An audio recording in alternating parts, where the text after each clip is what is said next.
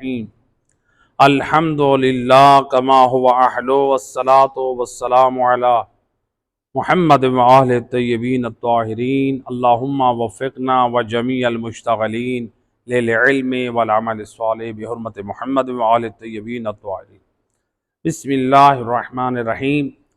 سلسلہ معرفت انبیاء علیہ السلام توفیق خداوند متعال سے یہ سلسلہ جاری ہے، جس کا آج سیریل نمبر ہے 17، اور آج حالات ہیں حضرت ابراہیم علیہ السلام۔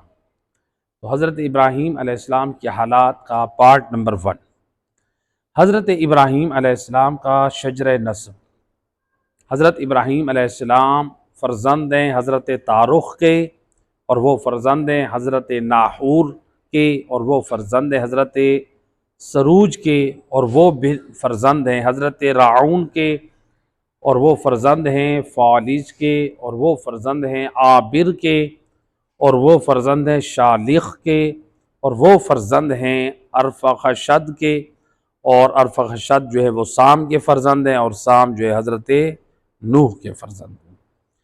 تو یہ حضرت نوح علیہ السلام تک آپ کا سلسلہ شجرہ جو ہے وہ یہ پہنچتا ہے۔ تو حضرت ابراہیم علیہ السلام کا جو نام ہے ابراہیم، اس کو عبرانی زبان میں ابرام کہتے ہیں۔ تو ہو سکتا ہے کہ کسی مقام پر حضرت ابرام ہو، تو ابرام حضرت ابراہیم کا نام ہے۔ تو آج مثلا بعض لوگ ہوتے ہیں اپنے بچوں کا نام ابرام رکھتے ہیں، تو ابرام کس کا نام ہے؟ حضرت ابراہیم۔ جس طرح امام حسین علیہ السلام کو شبیر کہتے ہیں، امام حسن علیہ السلام کو شبر کہتے ہیں عبرانی زبان میں، یعنی شبر اور شبیر۔ تو عربک میں کیا ہے؟ حسن اور حسین۔ تو ابراہیم تو عبرانی میں کیا ہے؟ ابرام۔ تو یہ نام ہے، اس کے معنی کیا ہیں؟ بڑا باپ، یعنی بزرگ جو ہوتے ہیں۔ تو حضرت چونکہ ابراہیم علیہ السلام جو ہے وہ باپ ہیں، حتیٰ کہ رسول خدا صلی اللہ علیہ وآلہ وسلم کے رسول اللہ کے بھی جد امجد ہیں، یعنی ان کے بڑے باپ ہیں، تو اس لیے جو ہے ان کو کہا جاتا ہے۔ اور روایت امام جعفر صادق علیہ السلام، اللہم صلی علی محمد، امام علیہ السلام فرماتے ہیں قیامت کے دن رسول اللہ کو بلایا جائے گا، سید الرسل کو دعوت دی جائے گی۔ جب آپ تشریف لائیں گے تو سید الرسل کو گلابی رنگ کا جو ہے وہ جنتی اعلیٰ قسم کا لباس پہنایا جائے گا، اور پھر جو ہے ان کو عرش کے دائیں طرف ان کو کھڑا کیا جائے گا، یعنی سید الرسل کھڑے ہو جائیں گے۔ پھر اس کے بعد جو ہے حضرت ابراہیم علیہ السلام کو بلایا جائے گا، ان کو جنتی لباسوں میں سے سفید رنگ کا لباس پہنایا جائے گا، اور ان کو جو ہے عرش کی بائیں طرف کھڑا کر دیا جائے گا۔ پھر اس کے بعد جو ہے مولا علی ابن ابی طالب علیہ السلام، اللہم صلی علی، امام کو بلایا جائے گا۔ تو مولا علی علیہ السلام جب آئیں گے تو ان کو گلابی لباس، جیسے رسول اللہ کو جنتی لباس پہنایا گیا، ان کو بھی لباس پہنایا جائے گا، اور آپ رسول اللہ کی دائیں طرف کھڑے ہو جائیں گے۔ اور پھر حضرت اسماعیل کو بلایا جائے گا، ان کو سفید رنگ کا جنتی لباس پہنا کر حضرت ابراہیم کے پہلو میں ان کو کھڑا کر دیا جائے گا۔ اس کے بعد پھر امام حسن علیہ السلام، امام حسین علیہ السلام، امام حسین علیہ السلام کی تمام اولاد جو ائمہ ہدی علیہ السلام، یعنی امام حسین کے فرزند امام زین العابدین سے لے کر امام مہدی علیہ السلام تک، یہ تمام ائمہ ہدی علیہ السلام، ان کو بھی جنتی گلابی رنگ کا عالی شان لباس ان کو زیب تن کیا جائے گا، اور پھر یہ ہستیاں جو ہے رسول اللہ کی دائیں طرف یہ کھڑے ہو جائیں گے مولا علی علیہ السلام کے پہلو میں۔ پھر اس کے بعد ندا آئے گی، جناب فاطمہ زہرا سلام اللہ علیہا، اللہم صلی علی محمد، جناب سیدہ تشریف لائیں گی۔ پھر اس کے ساتھ آپ بی بی کے جناب سیدہ کی ذریت کے سادات کو بلایا جائے گا، اس کے ساتھ تمام شیعیان جناب فاطمہ زہرا کو بلایا جائے گا، اور پھر امام فرماتے ہیں سید الانبیاء اپنی آل اور اپنی ذریت اور اپنے شیعوں کے ساتھ، اور ادھر سے حضرت ابراہیم اور اسماعیل، یہ ساری ہستیاں جو ہے وہ جنت میں داخل ہوں گی۔ تو لہٰذا جب یہ ہستیاں ساری جمع ہو جائیں گی عرش کے دامن میں، یعنی دائیں طرف اور بائیں طرف، جب یہ رسول اللہ اور ائمہ ہدیٰ علیہ السلام موجود ہوں گے، اس وقت جنت میں داخل ہونے سے پہلے ایک خدا کی طرف سے منادی ندا دے گا، آواز دے گا۔ کس کی طرف سے؟ خدا کی طرف سے آواز آئے گی، نعم الاب ابو کا یا محمد صلی اللہ علیہ وآلہ وسلم، یعنی اے محمد صلی اللہ علیہ وآلہ وسلم، آپ کے باپوں میں سے بہترین باپ ہیں کون؟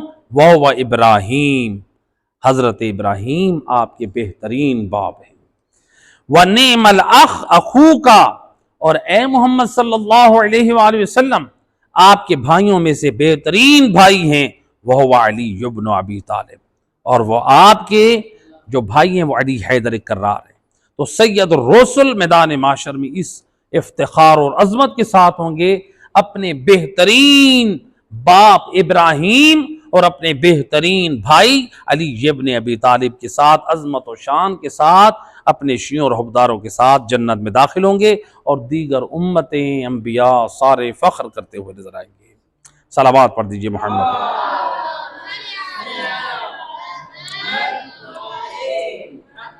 حضرت ابراہیم علیہ السلام کے والد کے نام کے بارے میں اختلاف ہے۔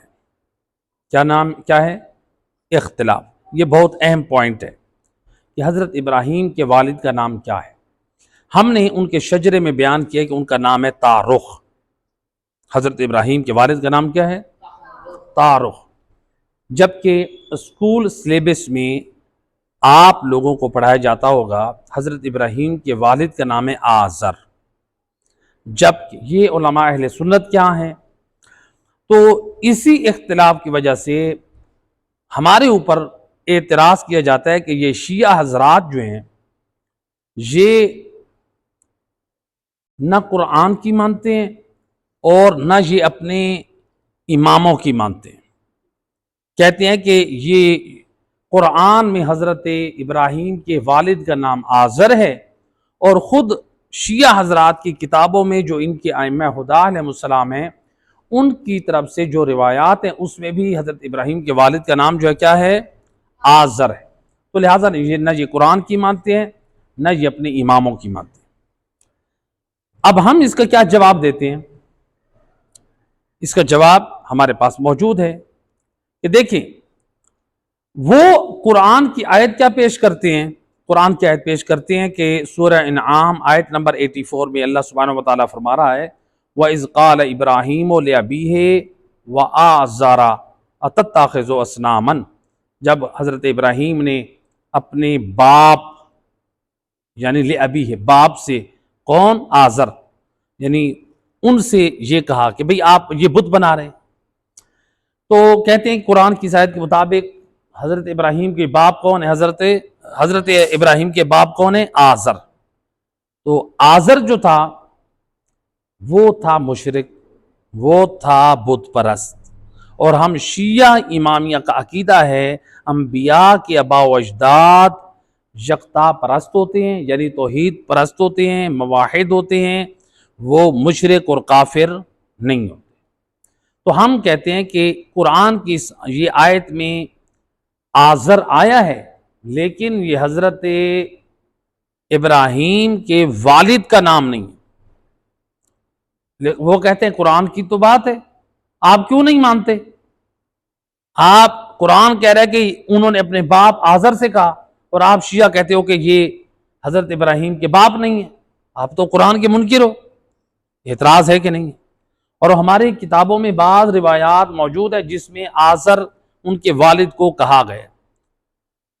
تو لہٰذا دو باتیں، پہلی بات یہ ہے کہ جو روایات میں کہا گیا ہے روایت جو ہے ہر قسم کی قابل قبول نہیں ہوتی. یہ علماء اہل سنت میں بھی ہمارے ہاں بھی ہر مذہب روایت کی سند کو دیکھا جاتا ہے علم رجال کے اعتبار سے، درایت کے اعتبار سے.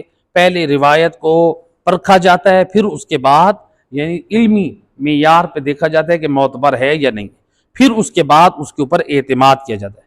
ایسا نہیں ہے کہ ایک روایت، جیسے آج کل ہمارے لوگوں میں یہ مزاج بن چکا ہے، فیس بک پہ ایک روایت پڑھی اور ہم نے اسی کے اوپر دین کی بنیاد کھڑی کر دی، ہم آگے فارورڈ کر دیتے ہیں. یہ جائز نہیں ہے. لہٰذا ہمارے علماء فقہا یہ جو ہے پہلے ریسرچ کرتے ہیں اس روایت کی، حدیث کی، پھر آگے حکم جاری کرتے ہیں. تو اب قرآن کی آیت پیش کی جس میں حضرت ابراہیم کے باپ کا نام آزر بیان کیا، تو ہمارے پاس جواب تو ہونا چاہیے یا نہیں ہونا چاہیے؟ ایک صلوات پڑھے محمد و اہل بیت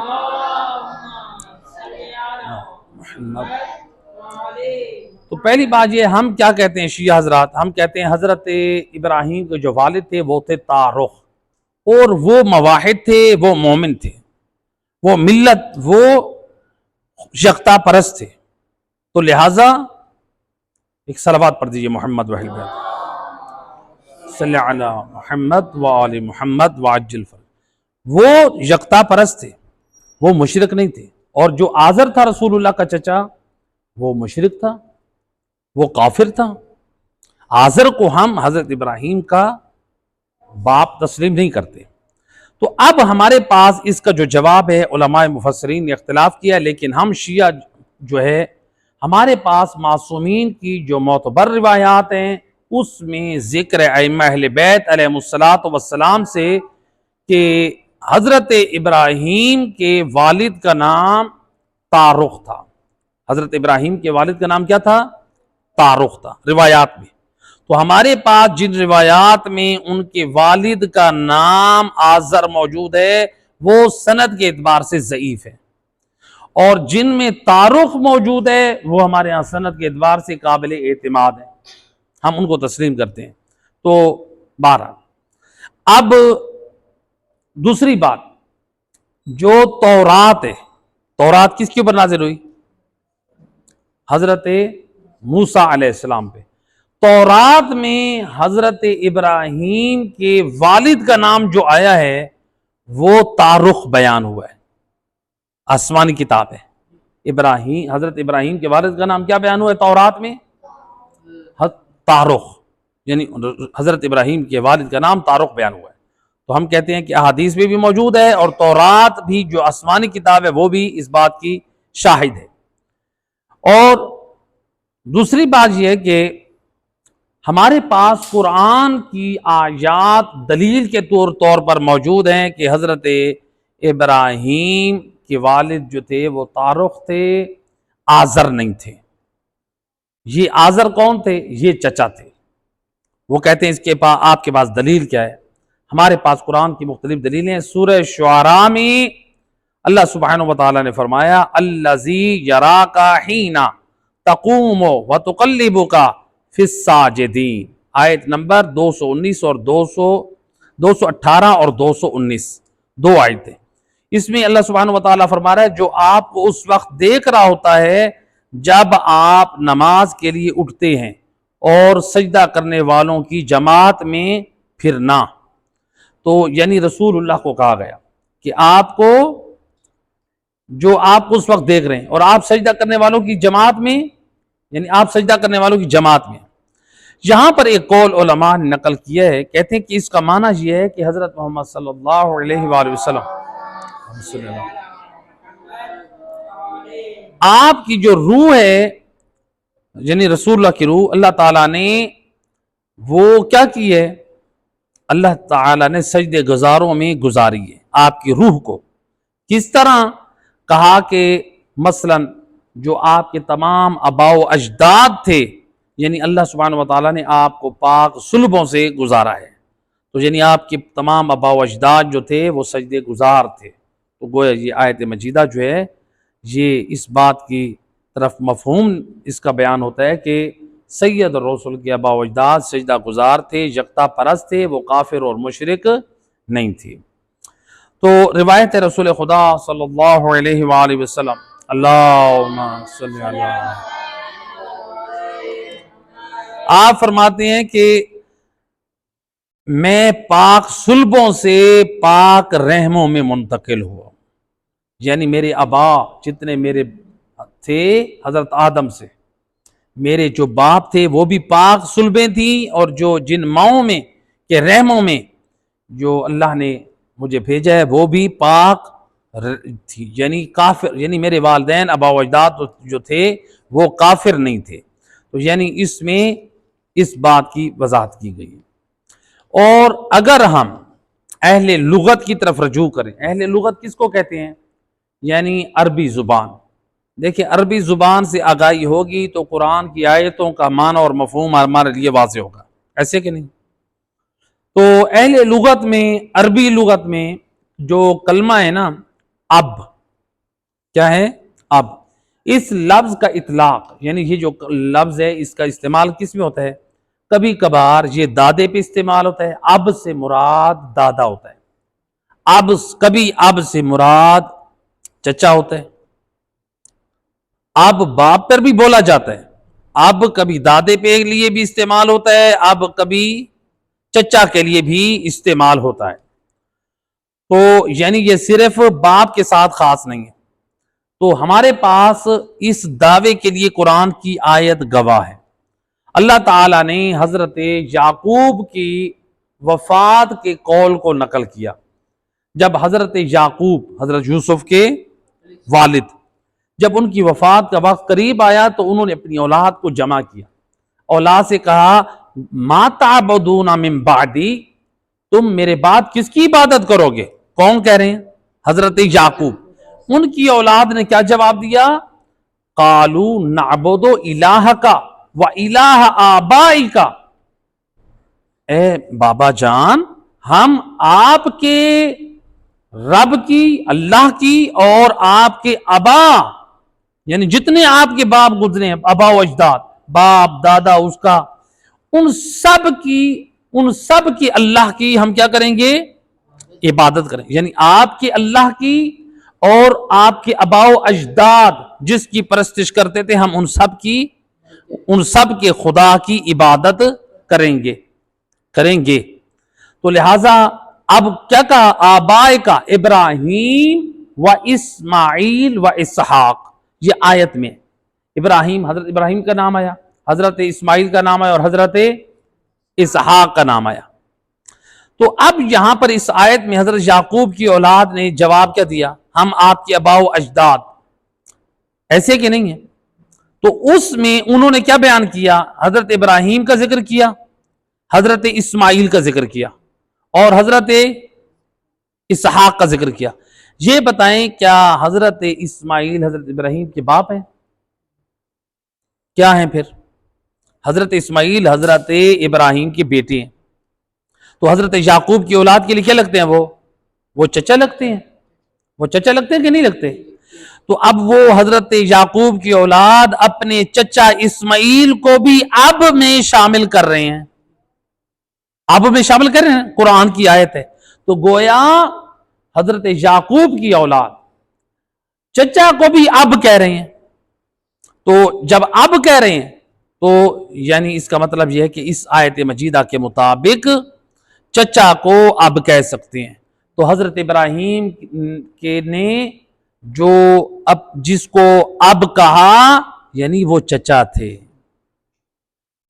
نہ کہ وہ ان کے حقیقی باپ تھے۔ بات واضح ہوئی ہے؟ اسی کے ساتھ دوسرا قول ہے حضرت یوسف، آیت نمبر، سورہ یوسف آیت نمبر 83، نہیں سوری، سورہ یوسف آیت نمبر 38، ارشاد رب العزت ہوا، حضرت یوسف فرماتے ہیں وَاتَّبَعْتُ مِلَّةَ آبَائِیَ إِبْرَاهِیمَ وَإِسْحَاقَ وَيَعْقُوبَ۔ حضرت یوسف کہتے ہیں میں اتباع کرتا ہوں کس کی؟ اپنی آبا کی ملت کی۔ وہ کون ہیں ان کے آبا؟ حضرت ابراہیم، حضرت اسحاق اور حضرت یعقوب، یعنی اپنے والد کو بھی اب کہہ رہے ہیں، اور اپنے جو ہے وہ دادا کو بھی کیا کر رہے ہیں؟ اب کہہ رہے ہیں۔ تو لہٰذا یہاں پہ بھی وہ کیا ہے؟ یہ موجود ہے۔ صلوات پڑھ دیجیے محمد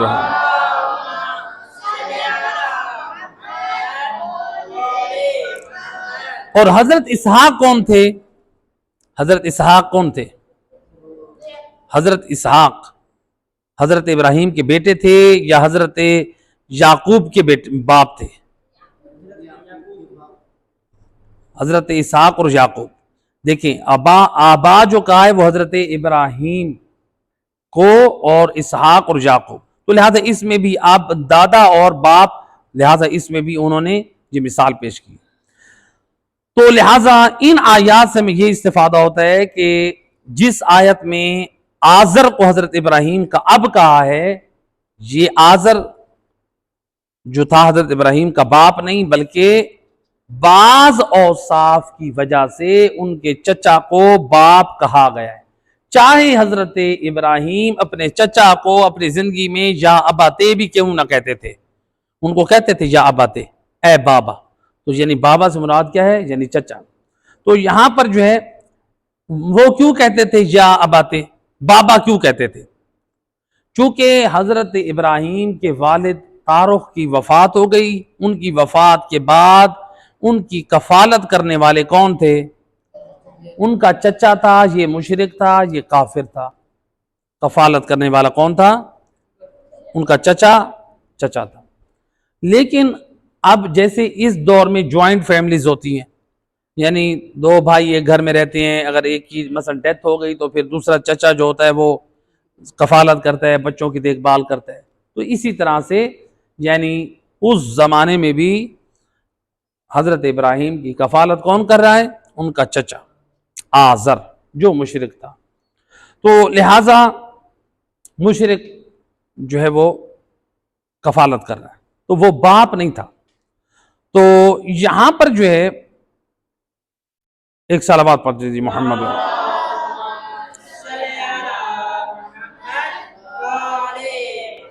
تو اس لیے علماء لغت کہتے ہیں کہ جو گھر کا بڑا سربراہ ہو، مثلا چچا ہو، تو اس کو ہم کہہ سکتے ہیں، اب کے نام سے پکار سکتے ہیں. بلکہ اہل لغت کہتے ہیں کہ ممکن ہے کہ اس اب کا اطلاق باپ پر ہو، دادا پر ہو، چچا پر ہو، نانا پر بھی ہو سکتا ہے. اہل لغت کہتے ہیں. حتیٰ کہ وہ کہتے ہیں کہ ماں یا بیوی شوہر کی وفات کے بعد جو بچے کی کفالت کرے اس کو بھی اب کہا جاتا ہے. جیسے ہمارے ہاں بھی اردو میں کیا کہتے ہیں؟ اس نے باپ بن کر بچوں کو پالا ہے. ہوتی ماں ہے، کیا کہتے ہیں؟ اس نے باپ بن کر پالا ہے. یا اگر اسی طرح سے مثلا اگر کسی کی ماں فوت ہو جائے تو کیا کہتے ہیں؟ ان کے باپ نے ماں بھی بن کر پالا ہے جی. تو وہ جب یعنی ایک قسم کی وہ اپنی ذمہ داری ادا کرتا ہے معاشرے میں. اگر باپ والی تو عورت ہے تو اس کو باپ کہہ دیتے ہیں، اور اگر مرد ہے ماں والی ذمہ داری ادا کرے تو اس کو ماں بھی کہہ دیتے ہیں، حالانکہ ماں تو نہیں ہوتا. تو یعنی انہی معنوں میں تو یعنی ان کو اب کہا گیا. کس کو؟ رسول یعنی حضرت ابراہیم کے چچا کو. تو لہٰذا یہاں پر یہ بات واضح ہو گئی. تو اب اس کے بعد جو ہے حضرت ابراہیم علیہ السلام کی ولادت کہاں ہوئی اور کیسے ہوئی، یہ تو تھا، یہ بات واضح ہو گئی کہ لہٰذا ہمارا شیعہ امامیہ کا عقیدہ ہے کہ انبیاء کے آباء و اجداد وہ مومن ہوتے ہیں، وہ مومن باللہ ہوتے ہیں، مشرک اور کافر نہیں ہوتے. تو لہٰذا ہم حضرت ابراہیم کے والد کا نام طارق ہے، ان کو آزر تسلیم نہیں کرتے. قرآن کی جو آیت ہے آزر کے نام سے، اس سے مراد ان کے چچا ہیں، ان کے باپ نہیں. اب حضرت ابراہیم علیہ السلام کی ولادت کہاں ہوئی؟ تو اس کے بارے میں جو ہے آپ کی ولادت ہوئی 1 ذی الحجہ کو. حضرت ابراہیم کا یوم برتھ ڈے کس دن ہے؟ 1 ذی الحجہ کو. حضرت ابراہیم علیہ السلام کی ولادت کے حوالے سے ہمارے پاس ایک روایت، امام جعفر صادق علیہ السلام، اللہم صلی علی امام فرماتے ہیں، اس میں سے ہم کچھ اختصار کے ساتھ فرماتے ہیں کہ جو آزر یعنی جو کفالت کرنے والا باپ تھا رسول اللہ کا، یہ بیٹا تھا کس کا؟ کنعان کا. اور یہ آزر اپنے زمانے کا نجومی تھا، اور یہ نمرود کے پاس یہ جو تھا اس کا یہ وزیر تھا، اس کا حکومت میں ایک ہاتھ تھا۔ تو اس زمانے میں یعنی یہ نمرود کے یہ بہت قریب تھا۔ کون؟ یہ آزر، حضرت ابراہیم کا چچا، یہ نمرود کے قریب تھا۔ تو اس نے آزر نے جو ہے علم نجوم کے ذریعے سے نمرود کو یہ خبر دی، کہا کہ دیکھو ایک بچہ، ایک مرد اس دنیا میں آنے والا ہے جو ایک دین کا دعویٰ کرے گا اور جو ہمارا موجودہ دین ہے اس کو باطل قرار دے گا، اس کو غلط کہے گا، تو یہ دین مٹ جائے گا، وہ اپنے دین کو جو ہے اس کو آگے کرے گا، اس کی تعلیم عام کرے گا۔ تو اس نے نمرود نے پوچھا کہ یہ کس شہر میں پیدا ہوگا؟ تو اس نے آزر نے جو نجومی بھی تھا اس نے کہا کہ وہ اسی شہر میں پیدا ہوگا، اسی شہر میں پیدا ہوگا۔ تو یہ جو نمرود تھا جس جگہ پہ رہتا تھا اس جگہ کا نام تھا کوساریہ اس زمانے میں۔ تو آج اگر اس جگہ پہ ہم جائیں دیکھنے کے لیے، جائزہ لینے جائیں، تو عراق میں بابل ہلا میں ایک علاقہ ہے جس کا نام بابل ہے، آج بھی وہاں پر وہ آثار موجود ہیں نمرود کے محلات کے کھنڈرات اور جس جگہ پہ وہ آگ جلائی گئی تھی۔ تو یہ علاقہ کوفہ کے مضافات میں ہے، جو کوفہ ہے اس کے مضافات میں، جو کوفہ کا وہ راستہ جو بغداد کی طرف جاتا ہے اس راستے میں یہ علاقہ آتا ہے۔ تو سڑک سے بھی وہ آثار دور سے دکھائی دیتے ہیں جو نمرود کا علاقہ تھا۔ تو اس نے نمرود نے کہا کہ اب مناسب یہ ہے کہ جب ایک بچہ مرد میری سلطنت کو نقصان پہنچائے گا تو اب اس طرح کرتے ہیں کہ مرد اور عورتوں کو جدا کر دیتے ہیں۔ اس نے اپنا حکم جاری کیا کہ مرد جو ہے وہ اپنی خواتین سے دور رہیں۔ یعنی کیا مقصد تھا کہ کسی کے ہاں بچے پیدا نہ ہوں، یہ اس کی طرف سے حکم جاری ہو گیا۔ اور ادھر سے یعنی پھر یہ حکومت کی طرف سے ڈیوٹی لگ گئی کہ جو خواتین پریگننٹ ہیں ان کے ہاں جو بھی بچہ پیدا ہو، لڑکا ہو، اس کو ختم کر دو، اس کو مار دو، کیونکہ لڑکا پیدا ہوگا ہو سکتا ہے وہی میرا دشمن ہو، نمرود سمجھتا تھا۔ لیکن اللہ نے جس کی حفاظت کا انتظام کرنا ہو اس کو کچھ بھی دنیا والے نقصان نہیں پہنچا سکتے۔ تو لہٰذا ادھر سے حضرت ابراہیم کی والدہ جن کا نام ورقہ تھا، ورقہ، تو یہ جو ہے پریگننٹ ہوئی اور ان کا حمل جو تھا وہ ظاہر نہ ہوا، اللہ نے اس کو پوشیدہ رکھا۔ تو جب ان کی ڈلیوری کا وقت قریب آیا تو بی بی جو ہے، بی بی ورقہ حضرت ابراہیم کی والدہ، یہ ایک غار کی طرف گئیں۔ اور اس زمانے کی خواتین میں یہ ایک رواج اور رسم تھی کہ جو ماہانہ پیریڈ کے ایام ہوتے ہیں یا بیماری کے ایام میں خواتین اپنے مرد سے دور رہتی تھی، مثلا وہ اپنے رشتہ داروں کے ہاں جا کے رہتی تھی یا مثلا کوئی علیحدہ کسی کمرے میں یا کسی اور جگہ پہ۔ تو حضرت ابراہیم کی والدہ جو ہے وہاں سے ایک غار میں آپ چلی گئی۔ تو حضرت ابراہیم کی جب ولادت ہوئی وہاں پہ، حضرت ابراہیم علیہ السلام کی کیا ہوئی؟ ولادت۔ تو بی بی ورقہ نے کیا کیا؟ حضرت ابراہیم کو کپڑے میں لپیٹ کے اس غار میں رکھا اور اس غار کے آگے پتھر دے کے بند کر کے آ گئی، اور وقتاً فوقتاً جاتی اپنے بیٹے ابراہیم کو دیکھتی۔ اور اللہ نے حضرت ابراہیم کی غذا کا، رزق کا یوں انتظام کیا کہ ان کے انگوٹھے میں اللہ نے دودھ پیدا کر دیا۔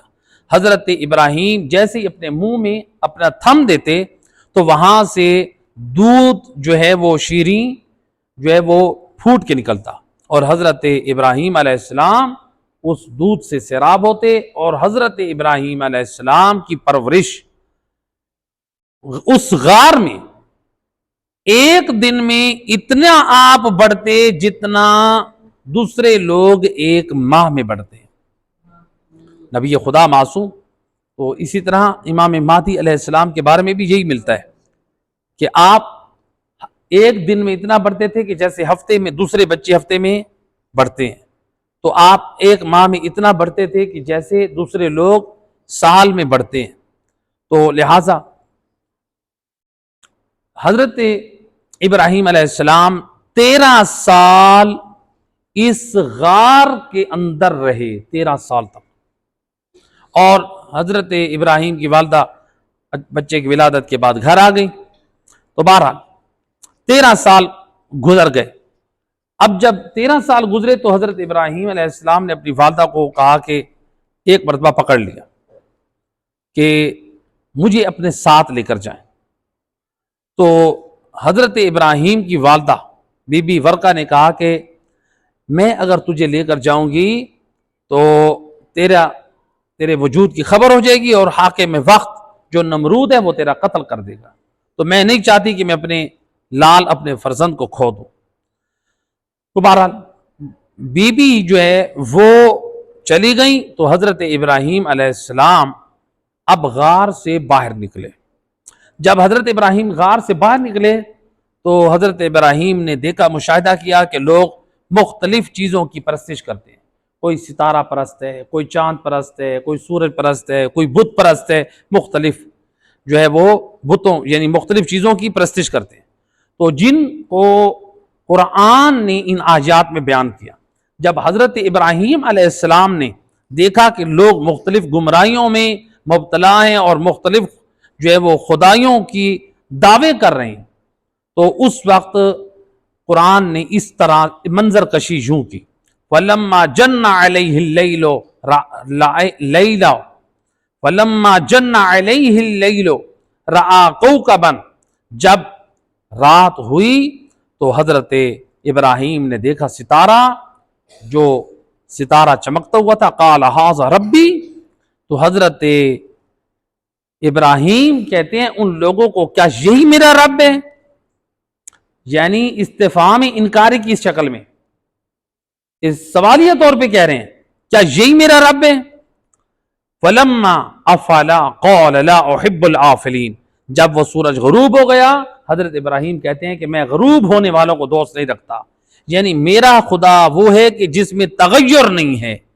اس ستارے میں تو تغیر ہے، پہلے غروب ہوا، پہلے طلوع ہوا، پھر غروب ہو گیا، پھر اس کے بعد فَلَمَّا رَأَى الْقَمَرَ بَازِغًا، جب حضرت ابراہیم نے دیکھا کہ اب چاند پرستش کرنے والے بھی ہیں، ستارے کی نسبت چاند زیادہ روشن ہے، بازغًا قَالَ هَٰذَا رَبِّي، تو آپ نے پھر سوال کیا ان لوگوں کے ضمیروں کو جھنجھوڑتے ہوئے، کہا کہ یہ میرا رب ہے؟ فَلَمَّا أَفَلَ، جب وہ بھی غروب ہو گیا، ڈوب گیا، قَالَ، آپ نے کہا لِمَن لَمْ يَهْدِنِي رَبِّي لَأَكُونَنَّ مِنَ الْقَوْمِ،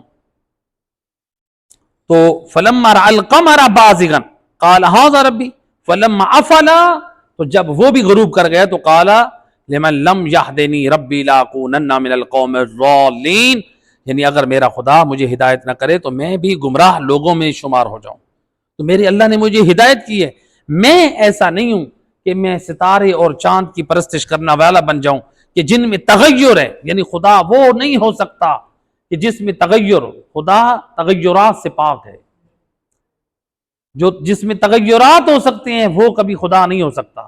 جیسے دیکھیں ہمارے اندر تغیرات ہیں، ہم پہلے پیدا ہوئے تو بچے تھے، پھر ہم تھوڑے اور بڑے ہوئے تو لڑکپن ہوئے، پھر ہم جوان ہوئے، پھر ہم بوڑھے ہوئے، پھر ہم مر گئے، کبھی ہم مریض ہیں، کبھی صحت مند ہیں، کھانے کے محتاج، پینے کے محتاج۔ اللہ تعالیٰ میں تغیرات نہیں ہیں، تو لہٰذا اس کے بعد فرمایا فَلَمَّا رَأَى الشَّمْسَ، جب حضرت ابراہیم نے سورج کو دیکھا بازغًا، وہ چاند سے بھی زیادہ روشن ہے، قَالَ هَٰذَا رَبِّي، کیا یہی میرا خدا ہے؟ سوالیہ نشان، هَٰذَا أَكْبَرُ، یہ تو اس سے بھی بڑا ہے۔ فَلَمَّا أَفَلَتْ، جب وہ بھی غروب ہو گیا، قَالَ يَا قَوْمِ إِنِّي بَرِيٌّ مِّمَّا تُشْرِكُونَ، اے قوم میں پناہ چاہتا ہوں، بری ہوں اس چیز سے جس سے تم لوگ شرک کرتے ہو، تو لہٰذا نہ میرا خدا ستارہ ہو سکتا ہے، نہ میرا خدا چاند ہو سکتا ہے، نہ میرا خدا سورج ہو سکتا ہے۔ انی وجہت وجہی للذی فطر السماوات والارض حنیفا وما انا من المشرکین، تو میں مشرکین میں سے نہیں ہوں۔ تو یعنی حضرت ابراہیم نے بتایا جو خدا کو چھوڑ کر ستارہ پرستش کرتا ہے، چاند پرستش کرتا ہے، سورج پرستش کرتا ہے، اللہ کے علاوہ کسی اور کی پرستش کرتا ہے، چاہے وہ نبی کی کرے، چاہے وہ امام کی کرے، چاہے وہ زندہ نبی اور امام کے سامنے جھکے، نبی اور امام اس بات پہ بھی راضی نہیں ہے، یا پھر کسی نبی اور امام کی قبر کے سامنے سجدہ کرے، یا پیروں کی قبروں کے سامنے سجدہ کرنا پیروں کو، تو لہذا سجدہ کرنا یہ غیر خدا کی پرستی سے جائز نہیں، تو لہذا غیر خدا کو سجدہ جائز نہیں ہے، تو غیر خدا کی پرستی جائز نہیں ہے، یہ حرام ہے، تو لہذا یہ شرک ہے۔ تو اب حضرت ابراہیم علیہ السلام کا یہ جو قرآن نے یہ بیان کیا ہے، یہ ایک منطقی اور عقلی استدلال تھا، تو گویا انہوں نے استفہام انکاری کے طور پہ لوگوں کی کو ضمیروں کو جھنجھوڑا، جو ستارہ پرست تھے، جو چاند پرستش کرتے تھے، جو سورج کی پرستش کرتے تھے، تو گویا حضرت ابراہیم علیہ السلام ان کو یہی سمجھا رہے ہیں کہ جن کے اندر تغیر ہوتا ہے وہ محتاج ہوتے ہیں اپنے وجود میں، وہ خالق نہیں ہوتے، وہ مخلوق ہوتے ہیں۔ صلوات پڑھ دیجئے محمد۔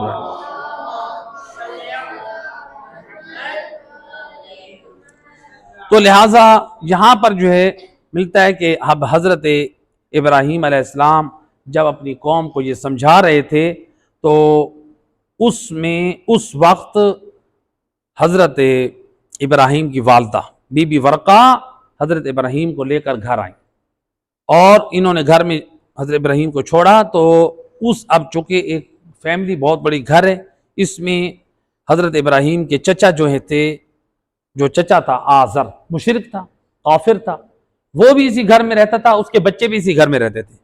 اس نے آ کر دیکھا حضرت ابراہیم کو، وہ جو ہے بچوں کے ساتھ کہا کہ یہ کس کا بچہ ہے؟ تو اس وقت بی بی نے کہا کہ یہ میرا بچہ ہے، یعنی یہ ہمارا بچہ ہے۔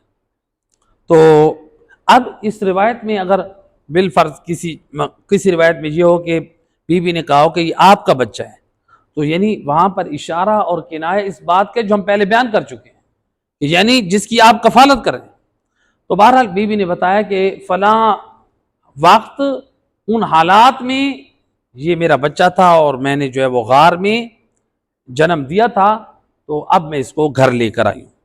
تو اس نے کہا کہ اگر یہ نمرود تک خبر پہنچ گئی ہے تو میرا جو اثر رسوخ اور میری عزت بنی بنائی ہے وہ ملیا میٹ ہو جائے گی۔ تو اس نے کہا کہ اگر اس تک کوئی خبر پہنچی، پہلے تو پہنچے گی نہیں، پہنچی تو اس کا جواب میں دے دوں گی۔ تو حضرت بی بی ورقہ نے مطمئن کیا تو وہ خاموش ہو گیا۔ تو ملتا ہے تاریخ میں کہ یہ جو تھا آزر، یہ نمرود کا یہ وزیر بھی تھا، نجومی بھی تھا، وزیر بھی تھا، چونکہ اسی نے بتایا تھا کہ ایک بچہ پیدا ہونے والا ہے جس سے تمہاری سلطنت کو نقصان پہنچے گا اور تمہاری سلطنت کا خاتمہ ہوگا۔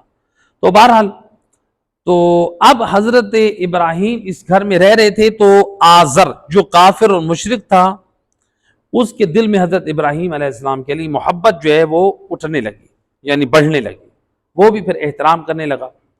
تو اب ملتا ہے کہ یہ جو آزر تھا حضرت ابراہیم کا چچا، یہ ایک بت خانے کا بڑا بھی تھا، بت خانے کا ایک بڑا بھی تھا، یہ پجاری تھا۔ تو اور دوسرا یہ بت بناتا بھی تھا اور اپنے بچوں کو، اپنی اولاد کو بت بیچنے کے لیے بھیجتا تھا۔ تو اس نے حضرت ابراہیم کو بھی کہا کہ آج سے تم بھی میرے بچوں کے ساتھ جو ہے بت بیچنے کے لیے جایا کرو۔ مقصد اس کا یہ تھا کہ تاکہ لوگوں میں جو ہے ہماری بت پرستی کا جو دین اور مذہب جو ہے وہ عام، تو یعنی یہ جو ہے وہ بت پرستی جو ہے اس کو تقویت دینے کے لیے اپنے بیٹوں کو بت بیچنے کے لیے بھیجتا تھا۔ تو حضرت ابراہیم کو بھی بھیجا۔ تو روایت کے جملہ ہے کہ حضرت ابراہیم جب گئے، اس نے بت دیے حضرت ابراہیم کو، تو حضرت ابراہیم نے کیا کیا، ان بتوں کے گلے میں رسی باندھ کے ان بتوں کو گھسیٹنا شروع کیا زمین پہ۔ جب اپنے یعنی چچا زاد بھائیوں کے ساتھ جب گئے تو راستے میں بتوں کے گلے میں رسی ڈال کے زمین پہ گھسیٹ کے جا رہے ہیں، اور کہہ رہے ہیں لوگوں میں، اور یہ صدا دیں حضرت ابراہیم، لوگوں دیکھو یہ وہ ہیں جو نہ کسی کو فائدہ دیتے ہیں نہ کسی کو نقصان دیتے ہیں۔ یعنی حضرت ابراہیم کا یہ عمل دیکھیں کس قدر عظیم تھا، یعنی آپ 13 سال کے، ابھی 14 سال کے ہیں، تو اس قدر مواحد اور توحید پرست تھے، ہیں ہمارے بچوں کو، ہمارے جوانوں کو یہ پیغام دیا کہ انسان توحید پرست بنے، خدا کی معرفت حاصل کرے، اس کو خدا وند متعال کی توحید کا علم ہونا چاہیے۔ جس طرح نبی اور آل نبی کی معرفت ہم رکھتے ہیں، نبی کے اصحاب کی معرفت رکھتے ہیں، ویسے خداوند متعال کی توحید کی معرفت بھی ہمارے لیے لازم اور ضروری ہے۔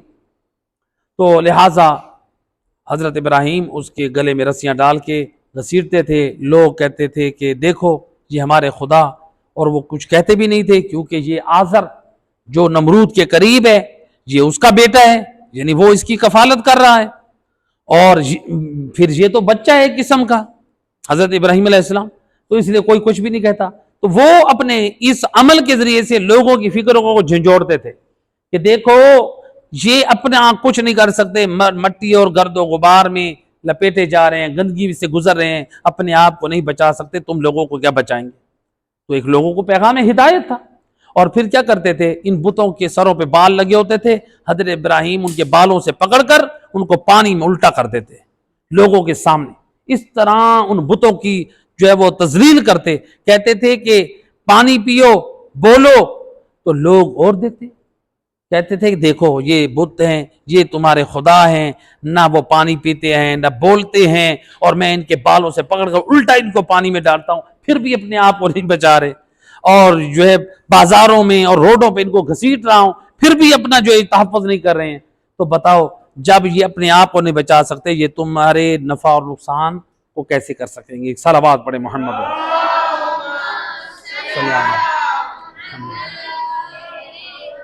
تو اب یہ بات جب حضرت ابراہیم کے ساتھ جو گئے تھے بچے، کون؟ ان کے چچا زاد آزر کی اولاد، انہوں نے جا کے اپنے والد کو بتایا کہ بابا یہ ابراہیم ہمارے خداؤں کی جسارت کرتا ہے، بت بیچتا نہیں ہے، یہ تو لوگوں کے ایمان میں حملہ کر رہے ہیں۔ تو لہٰذا آزر نے حضرت ابراہیم کو سمجھایا کہ دیکھو یہ کام نہ کرو، باز آ جاؤ، لیکن حضرت ابراہیم نے کیا کیا؟ اپنی عادت پہ قائم رہے۔ معصیت، باپ اور ماں اگر معصیت کا نافرمانی خدا کا حکم دے، ان کی اطاعت واجب نہیں ہے، ان کو اذیت ہوتی ہے تو ہونے دیں۔ اگر وہ کہتے ہیں نماز چھوڑ دو، ان کا کہنا ماننا حرام ہے۔ اتنے والدین ہیں جو بچے بالغ ہو گئے ہوتے ہیں، کہتے ہیں میرا بیٹا کمزور ہو گیا ہے، اور کہتے ہیں کہ آپ روزہ نہ رکھو، حرام ہے۔ والدین کی اس کام میں اطاعت کرنا حرام ہے، آپ کے اوپر روزہ فرض ہے، والدین کے کہنے پر روزہ نہیں چھوڑ سکتے، نماز نہیں چھوڑ سکتے، دیگر واجبات نہیں چھوڑ سکتے۔ لہذا والدین کی اطاعت واجب ہے، والدین کی اطاعت واجب ہے، ان کو اذیت نہ دے، لیکن ان کاموں میں کہ جو خدا کی نافرمانی نہ ہو، لیکن جس میں خدا کی نافرمانی ہو اس میں والدین کی اطاعت کرنا حرام اور گناہ ہے۔ اسلام کہتا ہے کہ اس کا مطلب یہ نہیں ہے کہ آپ ماں باپ کو راضی کرو، خدا کو ناراض کر دو، نہ۔ تو لہٰذا پھر آزر نے جو ان کا چچا تھا روکا، یہ نہ رکے، انہوں کا میں تو خدا واحد کی پرستش کروں گا اور اس کی توحید کا پیغام دوں گا۔ جب یہ نہ رکے تو آزر نے کیا کیا؟ حضرت ابراہیم علیہ السلام کو جو ہے وہ گھر کے کمرے میں بند کر دیا اور پھر ان کو باہر جانے سے روک دیا۔ تو پھر اس طرح حضرت ابراہیم علیہ السلام گھر میں محصور ہو گئے۔ تو انشاءاللہ اس کے بعد آنے والا سلسلہ اگلے ہمارے جو ہے وہ پارٹ نمبر 2 ہوگا۔ پروردگار